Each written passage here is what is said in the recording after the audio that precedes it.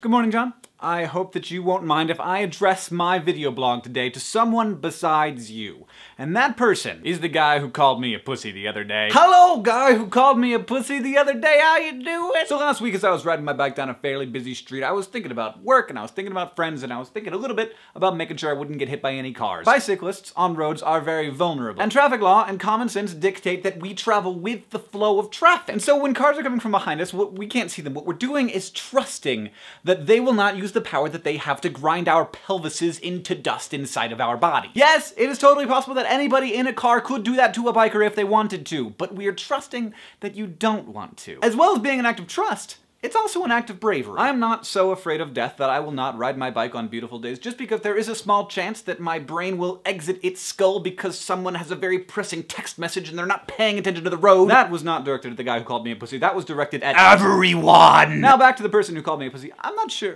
why you did that as you flew past me in your 3,000-pound truck last week. Even assuming that I am on board with your definition of pussy, which, to be clear, I am not, because the way that you use that word implies all kinds of assumptions about gender and weakness and cowardice that are just not true. But since you probably aren't gonna be able to understand me if I use grown-up words, let's stick with your vernacular. I am very not the pussy in this situation, sir. You, as it happens, are surrounded by 3,000 pounds of steel and the most advanced safety equipment that humanity has yet to create. I am surrounded by air, balanced on 2 circular wheels, using nothing more than my momentum and precariously placed body weight. Your vehicle has a top speed of around 8 times that of my vehicle, and the most advanced safety equipment I've got is a frickin' foam hat! Are you sure that I'm the pussy? Are you sure that taunting a man on a bicycle while you are sitting in what is, in effect, a frickin' bulletproof mech warrior is not the act of a coward? You think you are brave. What you are is safe. Bravery is not strength in the face of a far lesser foe. Bravery is the exact opposite of that. Your need to exert your dominance over me in that situation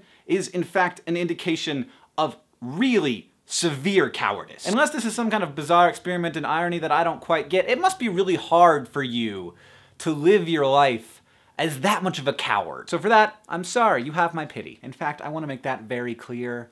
I pity you. I originally wrote this rant on my Tumblr, link below. I freaking love Tumblr! But what I didn't say in that Tumblr, for a long time after the incident, a long time after this guy called me a pussy for no apparent reason, I could not help but think, what did I do wrong? Why did he think I was a pussy? I have every right to a very healthy ego, yet one comment from someone who I never saw had me thinking, what is wrong with me? Do I look wrong? Do I act wrong? Is there something wrong with me? Of course there's not. Of course the problem is with the douchebag. At LeakyCon, a young lady asked me how I dealt with bullying, and I wasn't able to give her a very good answer, which troubles me. There were lots of shouts of "it gets better" and "stay strong" and "we love you." But when I put myself back in time to when I was being bullied, none of those things would have helped me. Yes, absolutely, it does get better. But when you are being physically and psychologically tortured, it is difficult to remove yourself from the pressingness of the moment at hand. Here's how I dealt with bullying. I cried, I hated myself, I hated my life. I didn't deal with it. I survived it, but I never dealt with it. So here are 2 tips from someone with lots of experience. 1, it's not about you, it has nothing to do with you, it's about the assholes doing it to you. And 2, your job is not to deal with it. Your job is to survive it, which you can do, because it will end. And then, yes, it will get better. John, I'll see you on Wednesday.